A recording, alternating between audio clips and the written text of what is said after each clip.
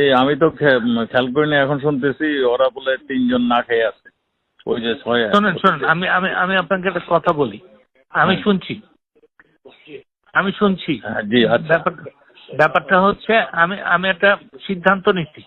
হ্যাঁ সিদ্ধান্তটা হচ্ছে এই, কালকে সকালে, হ্যাঁ হ্যাঁ কালকে সকালে আপনার ওদেরকে হ্যাঁ ছেড়ে দেওয়া। আচ্ছা তার কারণ কালকেও কোর্ট বসবে না, এবং এই আচ্ছা যে কোর্ট বসবে না, এইটা দোষ হবে আমার এবং সরকারের। আচ্ছা তো আমি তখন ইয়েকে ফোন করছি, যে হারুনকে ফোন করে বলছি যে হারুন, এই একটা ডাক্তার আর সঙ্গে একটা ম্যাজিস্ট্রেট আর ওদের বাপ মাকে ডেকে, শুধু টু এনশিওর যে ওদের বাপ মাকে দেখায় দিবে যে ওরা কোনো ইনজুরি নাই, এবং ডাক্তার দিয়ে পরীক্ষা করা দিবে, দিয়ে ওরা বলে দিবে যে আমরা সুস্বাস্থ্যে বুঝিয়া পাইলাম, হ্যাঁ এই জিনিসটা, এবং ছেড়ে দিবে কালকে 10টার মধ্যে। ঠিক আছে? আমি 10টা বলছি কারণ আমি 8:30টার সময় মাননীয় প্রধানমন্ত্রীকে এটা আমি জানাই দিই।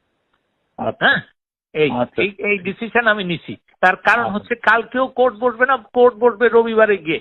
এই রবিবারে গিয়ে বললা এই শয়তানি আমি করছি আর আপনি করছেন, এই দুইজনের নাম উঠে যাবে, বুঝছেন না? আচ্ছা, আমি আর দরকার কি আমাদের এই শয়তান হওয়ার? আজকে ছেড়ে দিলেই ভালোই তো।